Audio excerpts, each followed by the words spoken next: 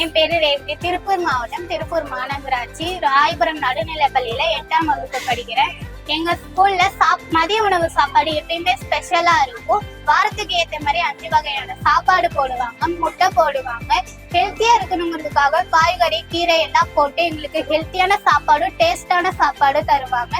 இன்னைக்கு நல்விருந்துங்கிறனால சாப்பாடு, சாம்பார், ரசம், வடை, ஸ்வீட்டு இலையோட சாப்பிட வச்சிருக்காங்க. எல்லா சாப்பாடுமே டேஸ்டா இருக்கும். இன்னைக்கு மாநகராட்சியில இருந்து வந்ததுனால இன்னைக்கு ரொம்ப ஸ்பெஷலான சாப்பாடு கொடுத்துருந்தாங்க.